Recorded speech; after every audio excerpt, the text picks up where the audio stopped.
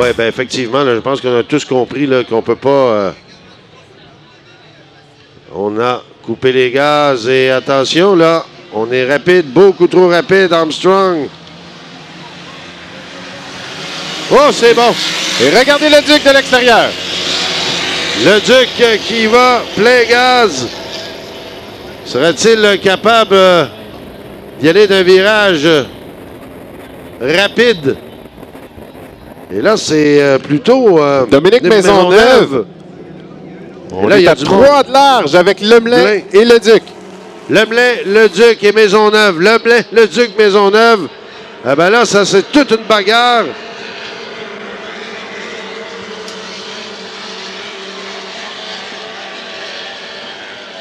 On va surveiller ce virage ouest. Attention. Lemelin à l'intérieur. Oh, on a eu un crochet, là. Oui, c'est Dominique Maisonneuve. Et c'est dommage. Oh, attention pour lui qui est resté carrément pris. On a sorti rapidement le drapeau jaune, mais il a fait y avoir collision, là. Et de l'autre côté, Donald Leduc qui en a profité, lui, de sa position extérieure. Dommage pour Maisonneuve qui va faire d'excellentes performances. Ça, avec une 6e place, ça le reléguerait définitivement à la finale consolation.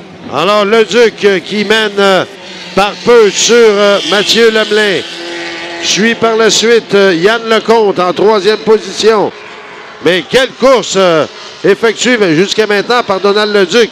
Attention à Lemelin au virage. Lemelin qui va très, très serré. Lemelin, le Duc, on est pratiquement côte à côte dans le droit. Et ça se bagarre férocement. Le Duc qui a priorité maintenant. Il va à plein gaz. Une bonne force d'accélération dans le Cannonball, lui qui est monté ça à 106,89 km/h à son premier tour. 112 maintenant, la meilleure vitesse de la journée. Oh, eh bien, ça promet des vitesses 111, 111 et maintenant 112. Eh bien, ça sera quelque chose en finale. Ça, c'est absolument certain. Le Duc, il tient bon. Et Yann Lecomte qui est en 3e position. Lemelin qui tente là de remonter sur le Duc, mais c'est extrêmement difficile. La force d'accélération de l'embarcation de le Duc est sans faille. Là. Les poussées qu'il fait dans le droit, et c'est ce qui perd dans la brume, là. Mathieu Lemelin qui est incapable de le rattraper. Voilà, c'est exactement ce que ça donne, cette poussée.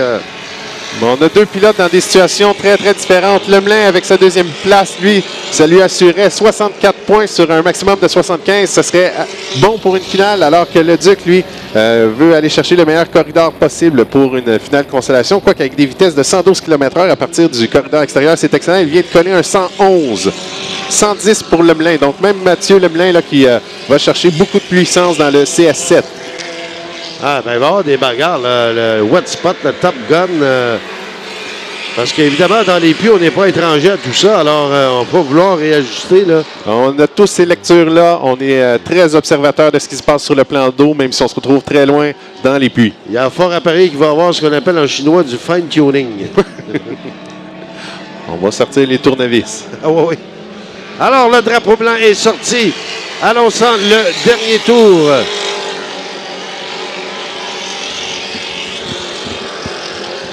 Voilà, et bon, ben, toutes les positions là, sont bien campées. Dommage pour Dominique Maisonneuve, lui, qui avait... Il y avait une bonne course. On a eu une bagarre à 3 pendant près d'un tour, mais le virage ouest ne pardonne jamais. Non.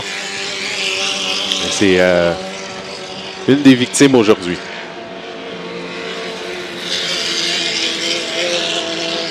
Alors voilà, drapeau blanc sorti, et pendant qu'on voit Donald Leduc effectuer son dernier virage à l'ouest du parcours, amorce le dernier droit, visualise le drapeau à damier et traverse la ligne d'arrivée pour la victoire. Donald Leduc, suivi de Mathieu Lemelin.